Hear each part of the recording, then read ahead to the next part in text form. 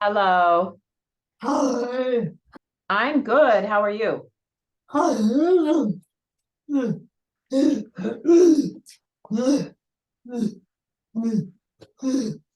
Very nice to meet you too. I love getting those. I love getting my story out and helping others. So this is awesome.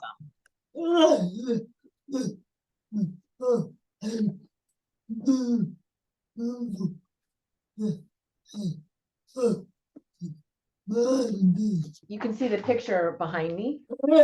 So this is me, and this is about the time that my abuse. I'm trying to see it so that it doesn't have a reflection. I guess I can't do it. Um, so that's pretty much when the abuse started, and the abuse was everything, but I was not sexually abused. So it was verbal, emotional, physical, and it started with my brother. My brother is 7 years older than me, and it started with him. And then as time progressed, then both my parents ended up being abusive. And so my brother, as far back as I can remember, was physically, verbally, emotionally abusive with me. And he started doing drugs at a really young age. I think he was, I mean, I remember him smoking cigarettes at 13, but he started doing some heavy duty drugs, which he was already kind of unstable. And then you put alcohol and drugs on top of that. He became very volatile and very unpredictable, for sure. A lot of it was physical and verbal. He would say things to me. The part that my parents played is they didn't protect me. Both my parents, I've recently learned a lot of their history, and they both came from backgrounds where there was abuse. So it makes sense that it carries on. They didn't do anything to stop it or protect it. And it even got to the point where my mom used the abuse to help control me. I remember one time I was probably, I want to say 9 or 10, and I got in trouble for something. I don't know what it was. And my mom said to me, wait till your brother gets home and finds out what you did. You could imagine how scary that was. Like there was nobody there to protect me. There was nobody there that was stopping it. Of course, back then, I'm 60 years old. So back then, um, there wasn't protection for children like there is now. There wasn't protection laws in place for children until the late 1980s or early 90s. So there's a long time that children were not protected by the law. So there were limitations of what my parents could do, but they never even tried to stop them. That's what used to make me mad. And I used to think how unfair this is, and it was just what it was easier for them to give in to him than to protect me. So that's what they ended up doing. So what ended up happening around the age of 12 or so, I didn't realize it at the time. I'm realizing this stuff as an adult. I started self-medicating with food. I started eating to help with the pain that I was in. I didn't realize it at the time. So I would eat and eat and eat. And so naturally I put on weight. My mom was okay with everything until I started putting weight on, because I was her pretty little girl that she could dress up and make me look really cute, and she could show me off. Well, when I started putting weight on, she didn't like that. And she even got to the point when I was in 8th grade, and I remember thinking, I have no idea why I'm putting weight on. I didn't understand why I was putting weight on. And at 13, your hormones are starting to change, and so naturally girls are going to put on a little weight, but I was putting on weight because I was eating too. And I remember her saying to me when I was going to start high school, and I was, every year we went and got clothes for school, right? And this one year she said, you know what? I'm not buying you any clothes until you lose weight. And I remember thinking, oh my God, I don't even know how to lose weight. And so I didn't. And it got to the point where I had one pair of shorts and one shirt, and my dad got really angry and he took me out and he went and got me clothes. Going into my teenage years was really tough. That's when the abuse really escalated with everybody. I got zero protection from everybody. And then when I was about 14 years old, my mom was diagnosed with breast cancer. That whole story was traumatic in and of itself. I mean, take away the abuse. That was, I found out from a friend. My mom couldn't even tell me. She went on some heavy duty chemotherapy. They caught it very, very late. She went into remission for just literally months. And then when I was 16, it came back, and it came back with a vengeance. And I lost her at 16. The really traumatic part about that is nobody was telling me that she was dying. I helped every day. I came home from school every day. I made dinner. I went grocery shopping. I helped, physically take care of her because she couldn't take care of herself. And yet they weren't telling me that she was sick again. I finally had to corner my dad and say, "What's going on with mom?" And he wouldn't look me in the eye. And he said, "Well, yeah, the cancer's back." And I said, "Is she going to be okay?" And he says, "I don't know," as he's crying. Well, so I'm thinking, okay, maybe she's going to be okay. And it wasn't the case. I found out when her doctor walked into her hospital room and walked out and announced that she got 3 days, don't know if she'll make it through the night, and walks off. And that's how I found out she was dying. From between 16 and 19, I didn't deal with the grief. I didn't know how to deal with the grief. I didn't have any support. Even at school, the counselors even knew my mom died, and nobody stepped up. It was the weirdest thing. It was just, I don't know, but maybe back then they didn't. My friends were very limited in what they could do, of course. They're young like me. The family that I knew that we were really close when I was young scattered as soon as my mom died, so they weren't coming around. So I made some really poor choices. I could have certainly made much worse choices in my life, but it was at about 19 when I realized I don't like the way I feel. I don't like what's going on inside of me. I didn't understand what it was. What it was pain, right? And it was unhealed pain. I never called myself broken. I never said I was broken, but I just remember thinking, I don't like the way I feel. I've got to find a way to fix this. And so I've been on that journey, my healing journey since then. The majority of my healing, though, has really happened over the last 13 years. That's because I believe there's so much more out there now for us to heal. There's more affordable therapy for sure. There's certainly experts out there getting out there and sharing. We're learning so much about trauma and how it affects the person. And, and I will say this too, I've said this on my podcast, and I'll certainly say it on yours. If you have struggled with trauma or childhood abuse and you want to go to therapy, make sure you go to a trauma therapist, because traditional therapy is not going to help. You need someone who specializes in trauma, because we store this trauma in our body and we need to get it out. So that's my story up to 19.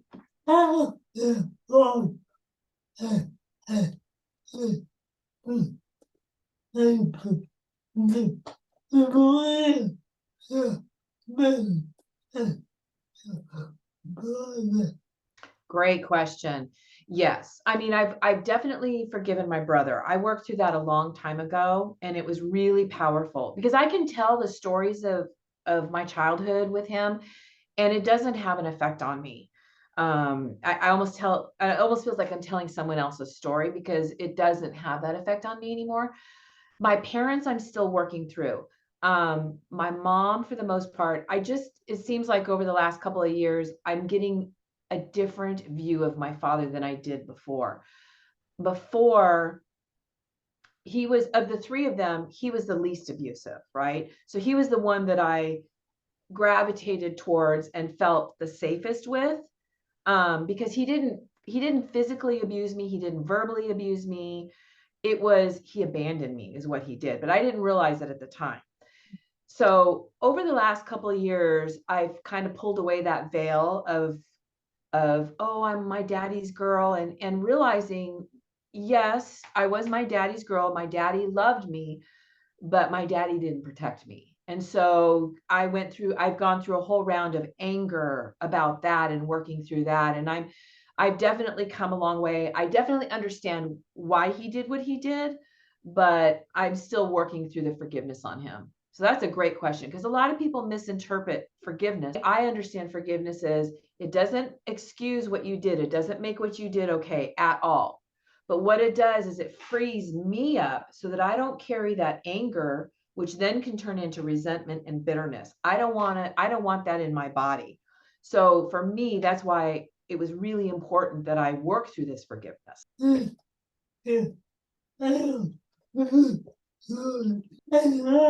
Oh, that's a great question too. I actually did a whole podcast yesterday on loneliness. Yes, absolutely. I was very lonely because imagine as a little girl, the people that are supposed to protect you aren't protecting you. Who do you turn to? So my way of dealing with that as a child is my safe place was my bedroom, as long as I was in there by myself.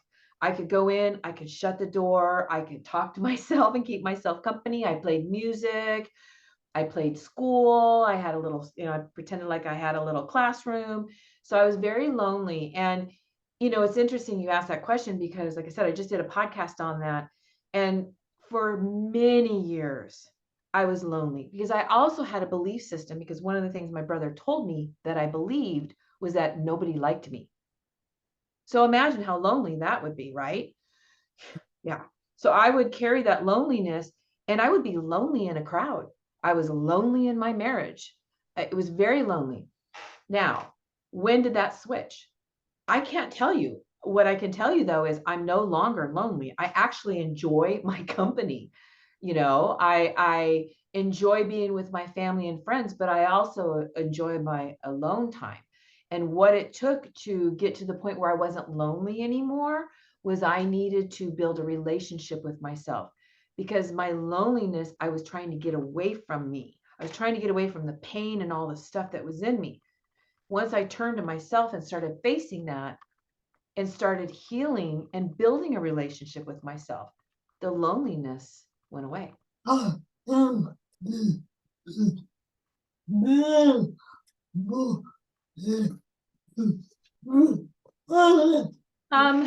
I'm still on the journey. So I still have my days where I don't feel real great, but I would say over the last 8 or 9 years, I've done such deep work, have a relationship with myself, have a beautiful marriage, wonderful people in my life. I've created a sanctuary in our home. It's our safe place. And anybody who comes in. And so it's probably been over the last 8 years that I could say I have a voice now, which I didn't have, and not only do I have a voice, I'm able to articulate. Because one of the problems is that I completely lost my voice in that it was scary for me to say anything. You might run away from me if I say something you don't like. I would know what I want to say and it would be in my head, but it wouldn't come out. It would come out kind of jumbled. And now I'm able to articulate, which is liberating to say the least.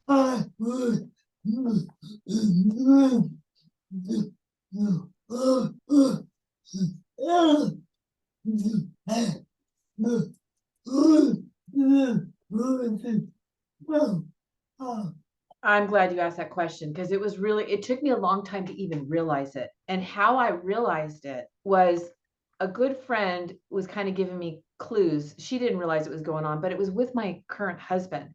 And we were dating at the time and we were in the car. We were having a normal conversation like you and me. It was not threatening. But I remember I turned to him and I wanted to say what I wanted to say and it wouldn't come out. And he's just looking at me. He's like, say it. I'm like, it won't come out. It won't come out. He's like, okay, we'll give it time. And as soon as he did that, he created a safe place for me. And it was over time that I was able to start saying stuff. And it was scary at first because, like I said, my fear was I'm going to say this to you and you might just turn around and completely reject me and leave me. Right. And it's been so liberating because the first thing was even being able to get it out. And now not only can I get it out, and I call my oral editor. I have to be careful because I want to always be careful how I present my messages so that I don't hurt somebody. So I had to work with that. The learning to articulate was only in the last, like I recognized that over the last couple of years that, oh, wow, it's coming out. Like what's in my head is coming out and making sense. It sounds kind of crazy. And let me give you an example of what happens after I recognize this and then I didn't use my voice. So my husband and we don't argue, but we do have sometimes discussions. And I remember we were having this discussion and I felt kind of anger rising up in me. So I said, you know what? I just need a minute. Let me go brush my teeth or whatever. Just give me a minute to kind of think this through. I went back. And I was thinking it through, and I'm brushing my teeth and I'm thinking it through. And all of a sudden, I literally felt my entire throat tighten up, and it was so incredibly painful. Because in my head, I'm thinking, I'm not going to say that. No, I'm not going to say that either. No, I'm not going to say that either. And as I'm thinking that, I'm feeling my throat tighten up. It was incredibly painful. It wasn't like a sore throat. It would ached. It hurt. And then I realized, oh, I need to go say what I need to say. And so I went out to him and I said, okay, I'm ready to talk. Are you ready to hear? And he said, yes. And as soon as I started saying it, my throat, the pain went away.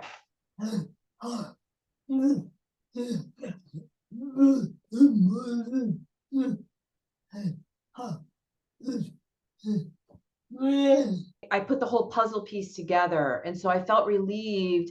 I felt like what it told me is I need to use my voice, because as soon as I hold my voice back, it's going to be painful. So it was very liberating.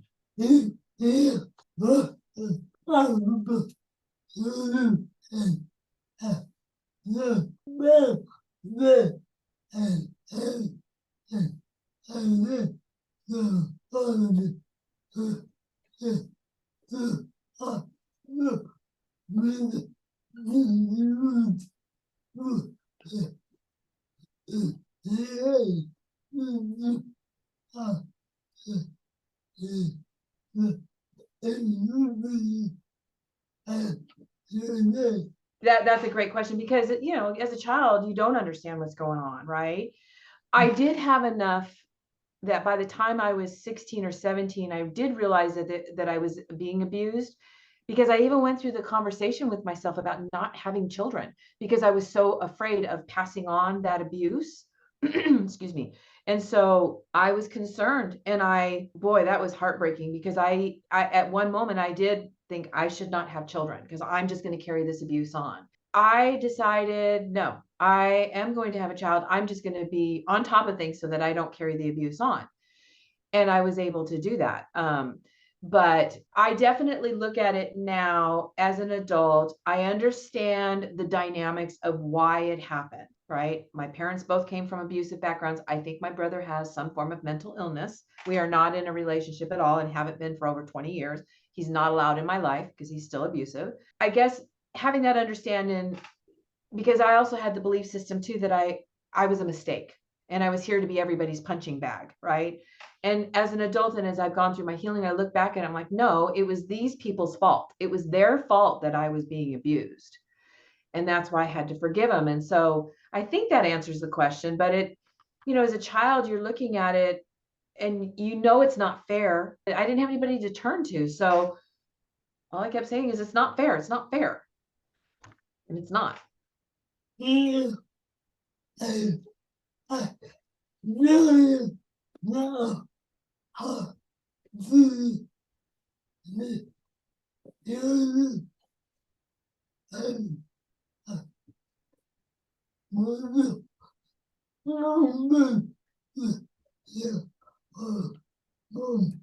I am different in a lot of ways.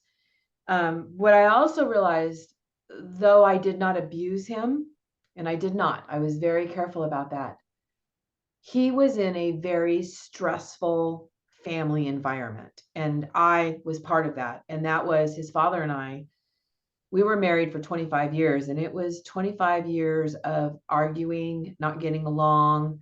Both my former husband and I were messes, and we came together and we fought. We fought a lot. So my son was raised in a very strifeful home because of it. I've even had conversations with him about that and apologized to him about that. He and I have always been close. And and as I'm recognizing this stuff from growing up, and he was lonely too. He was lonely as well. He's admitting that to me now. And I know a good part of that is because I wasn't home a lot, because I was working sometimes 2 jobs because I had a husband who wasn't working. My husband wasn't emotionally there at the time. And so my son was left alone a lot. And I have to own up to my part in that and apologize. But I definitely did things consciously different than my mom did with me. Absolutely.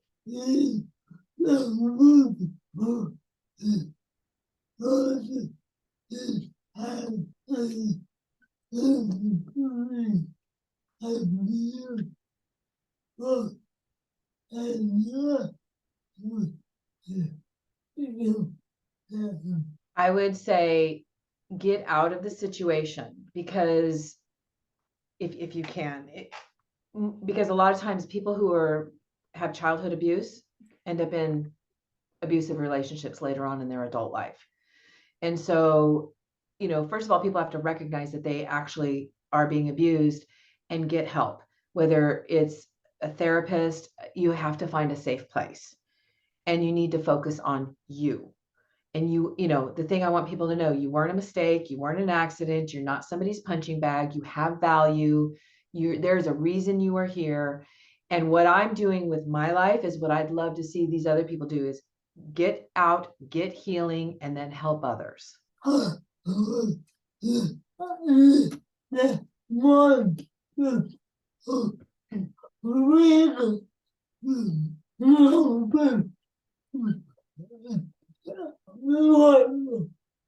Yeah, I was in the victim mindset for years. I was also in survival mode for years. And that victim mindset, what it does is it makes you look out at and thinking that your problems are all out there, and not look at yourself, and not look, and it's very disempowering. When you are blaming everybody else for what's going on, you can't control what other people do. You can only control yourself. And so, and I remember the day that I realized I didn't have control over the others. And I was actually pretty angry. I'll be honest. I got angry that I can't control anybody. No, but I can control me. I had the mindset of, I'm a childhood abuse victim, and you need to be nice to me, and you need to just accept everything that I'm doing, because, I can't help myself. That was the mindset I used to have. I didn't, it was always back here, and that's just kind of how I behaved. Now, no, I'm in control of this and only this, and I'm responsible for this, and I'm responsible for what I do with this. And I need to take ownership for the things that I do and I don't do. So it's very freeing, and it's empowering to not have that victim mindset anymore. And that's very common, though. It's very common to have the victim mindset, because you were a victim at one point. When and how that changed? It really changed probably in the last 12 years. And it was about the time that my former husband and I were starting to go through a divorce. And I really spent a lot of time with me. And the biggest thing really was learning that I can't control others, which made me realize I can control this. And that was very empowering. A lot of my healing has been different modality. It hasn't been like one particular thing that's really healed me, but it's looking within me and realizing, yeah, you were a victim, but you aren't anymore. And, and I used to see how people would react to me, and I couldn't understand it. And then I was beginning to understand, because I had that victim mindset. I wasn't owning any of my mistakes. I wasn't being my true authentic self, that's for sure. But I didn't know myself then. I've been learning who I am. No.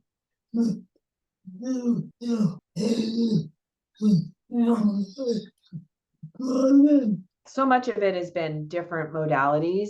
The biggest one really is, frankly, me and God. So it's me and God working through so much of this, and him showing me. I did go through some therapy, some regular therapy, not trauma therapy, but then I got involved in EMDR, and I don't remember what the acronym stands for, but it's basically, it's really helpful for trauma patients. And it's a modality where you're basically changing your thoughts. You're changing the thoughts you have about yourself. So the negative things that I would think about, we would go over one of the stories that happened to me, and we would bring up all the thoughts and lies and beliefs I had about myself as a result of that.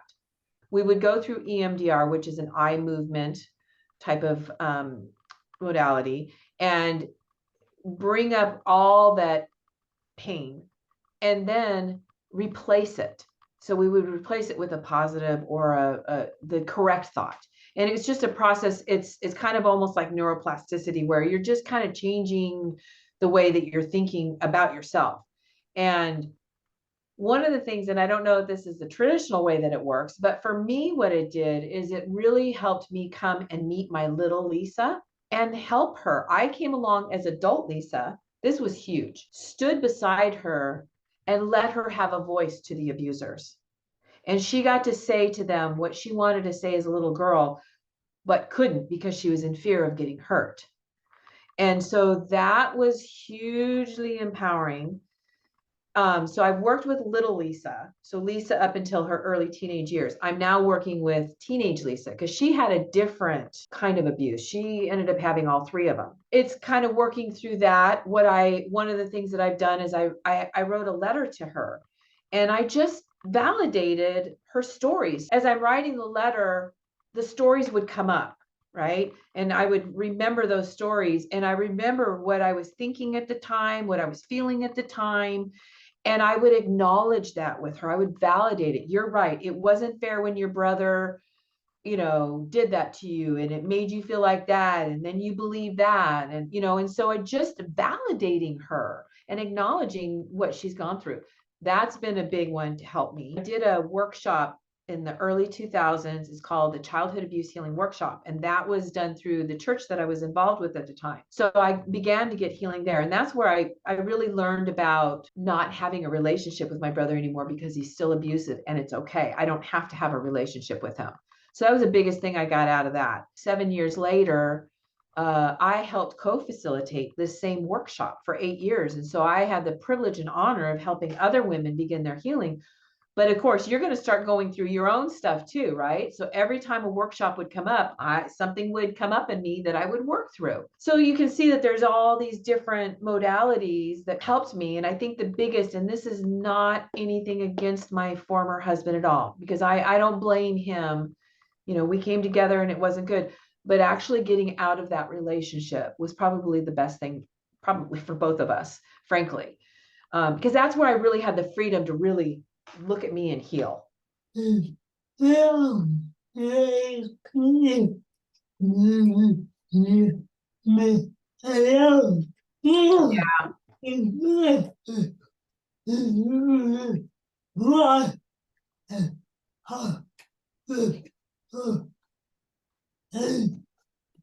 didn't have the distraction, honestly, because that's a great question too, because it makes me think back.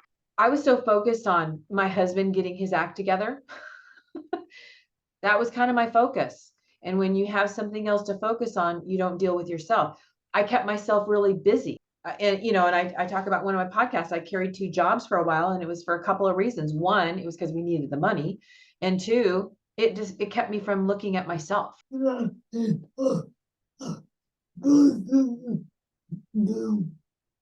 It was a positive thing. I mean, I'm not proud of the fact that I got a divorce. I'm not proud of the fact. I mean, I married the man to be with him for the rest of my life. That was my goal. So for me, I've never encouraged people just get a divorce because it's going to make life easier for you, because it doesn't. It had its other hard things. For me, it was the right thing to do. My healing really escalated. And it's because I was able to start focusing on me. I needed to start looking at this and fix it.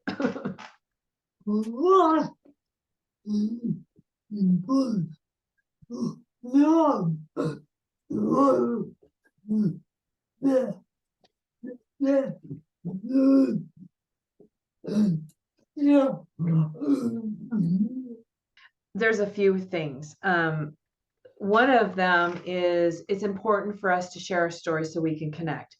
Because when I was doing the workshop, the very first night, we would have the ladies, and we'd have no more than 15 ladies. We kept it a very intimate, safe space for the women. And the first night we would have them share one story, the first story that would come to their mind. And some of them had never shared their story. So this was the first time, and you could imagine how scary it was for them. They're very volatile. They've never shared their story. They don't know how the other women are going to react. What it would do is we would have them share their story. We would also have them share the beliefs that they got when they were telling the story about themselves. And we would expose those lies, because a lot of them were lies. And there was always a thread of shame, right? Shame is so prevalent. It's so sad that we do nothing to create the abuse on ourselves, and yet we are the ones carrying the shame, not the abuser, right? And that's so common, that thread of shame, is it creates, first of all, a connection among the women. Because all of a sudden, oh, you thought that way too?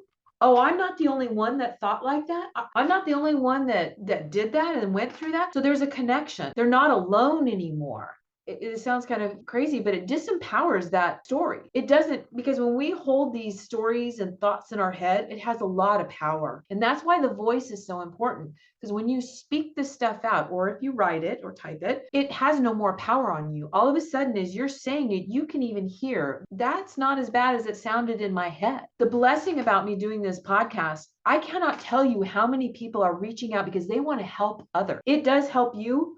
But if we can get the word out, we can connect, and hopefully I can go out of business and I'm not having to help people heal from childhood abuse and trauma.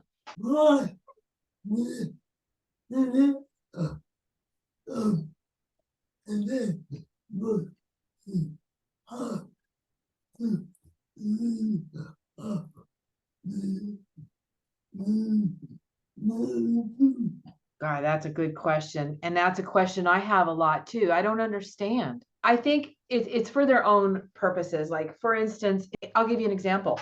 I think I know. I don't know because I'm not an expert, right? But I had a friend in high school who, I loved her. She was such a sweetheart. And she had a really great boyfriend. And we were probably 16 at the time. And her stepfather raped her on more than one occasion. And she ended up getting pregnant. I remember when she confided in me, and her mom and her stepfather forced her to have an abortion. And they did go to court. And the court slapped him on the hand and basically said, go back home and don't do that again. And I remember being horrified by that, absolutely horrified.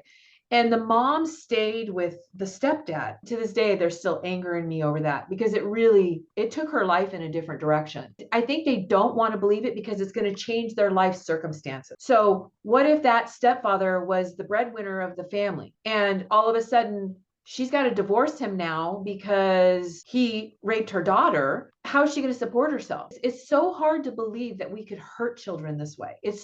I cannot wrap my head around it. And the anger that I still have towards my parents is, why didn't you do something different? You were abused.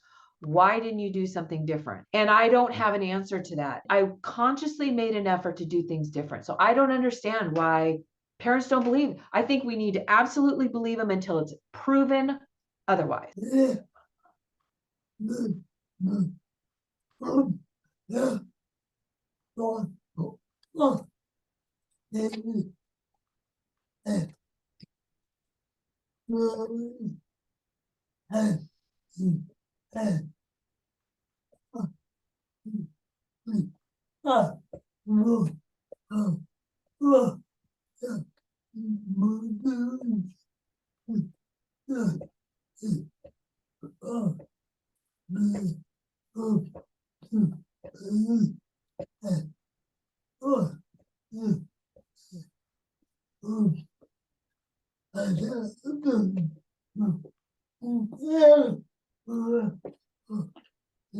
Oh, thank you for asking that. I love it. I wanted to create a platform where I could have a voice and others could have a voice. And the goal is to shorten people's pain. Because for me, like I said, there was nothing in place all those years that I suffered. I couldn't afford therapy, and there wasn't all the information out there now. I want to be able to get this information out there, and we know so much more about trauma now. I want to get it out there to people who may not have the finances to go get therapy. They're so afraid to take that first step, and they feel so alone that by me putting my podcast out there is going to connect with people and give them a place where they can be brave enough to go get help themselves. There's 3 purposes to my podcast. 1 is to give a voice to others so that they can share their story of healing. 2, to bring on experts who can share their tricks and tips to help people heal. And we can talk about subjects like limited beliefs and those kind of things. And 3rd, to bring awareness to areas where there's abuse, where we may not be aware of, or we don't have a deep understanding. For instance, one gentleman that's on my podcast, Bobby Click, he is an attorney who his mission is to educate and investigate childhood abuse trauma and abuse that happens in children's sports. In the United States, we've got 20 million children a year that are in sports, and over a third of them are abused every year. And so bringing this awareness out there, and that's what I want my podcast to do. I wanted to bring awareness, education, and give people a voice. And I did that because I didn't have a voice all those years. And now I share stories that I would never share with anybody before. I mean, I sit on my podcast and I start a story and I'm like, oh, I can't believe I'm sharing that. I never shared that stuff before, but I share them because I want other people to know we're all in this together. We all think the same way.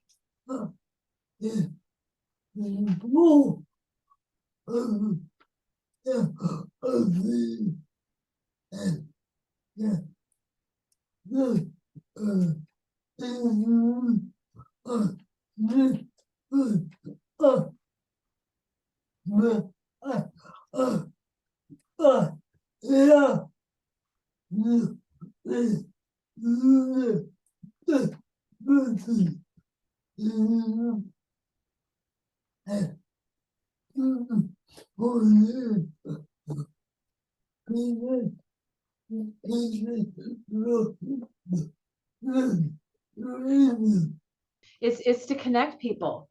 Because again, I go back to when I didn't have a voice and I wouldn't share because there was just such deep shame. And if I share anything, oh, you're going to run away from me. And now I have to share. That's the way we connect. We connect with story. If I share one of my crazy stories that's in my head and somebody else who's so afraid connects with that, that gives them the courage to go get help and realize that, look, that trauma and that abuse was not your fault.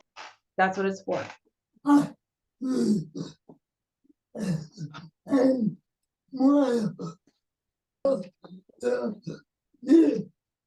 Thank you. Yeah, I feel it is too. And thank you for having me on here and share my story. I mean, I love what you're doing too. Any opportunity to give someone a voice and share their story, it's a beautiful thing.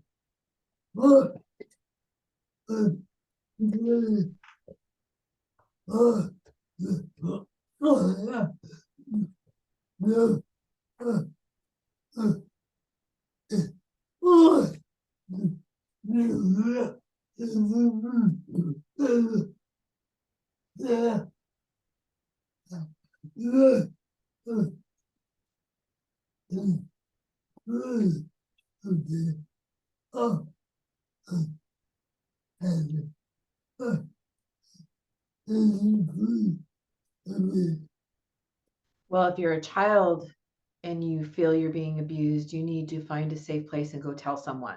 You need to say something. You know, kids don't understand. They know something's off, but they don't understand the depth of it. You know, they just know something's not right. They need to go to a safe adult and they need to say something. That's the biggest problem that children have, is that.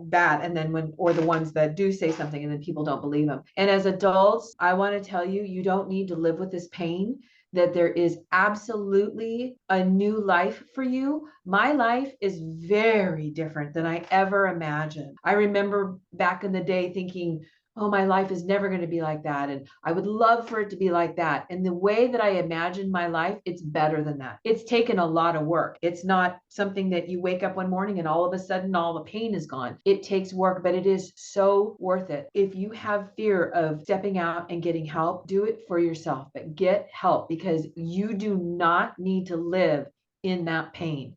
Our life will never be what it originally was supposed to be because the abuse took us in a different direction, but we absolutely can create a beautiful life for ourselves. And I had a guest on, he said something very cool about survival mode and what gets you out of survival mode. And I believe this is true to get you out of the whole childhood abuse mentality, is create the life you want, and you can do it, and take baby steps. Don't think you can change it overnight. Start today, take one step. Ooh,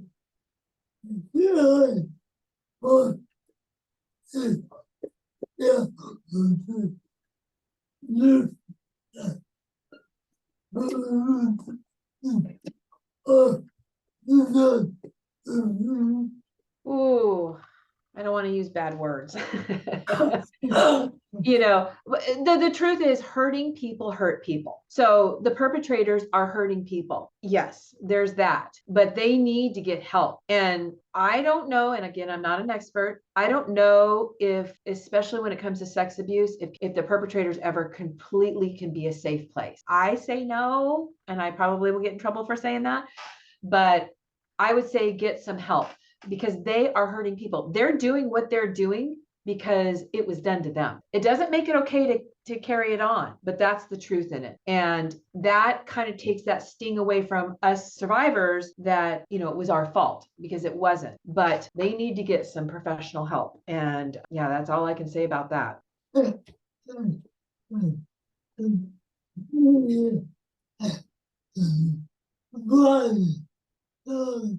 I want to thank you for letting me come on and share my story and get the word out. I just want to encourage people, if you're in pain, there is help out there. There is healing that you can get from childhood abuse and trauma. Do we always have to manage it? Yes, because it was something that happened to us in the foundation of our life, but can manage it.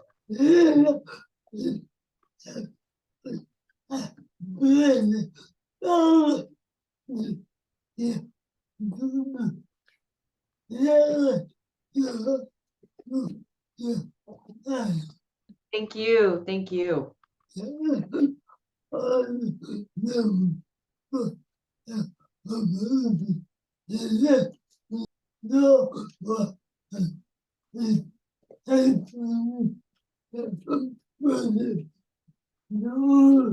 Thank you. Today.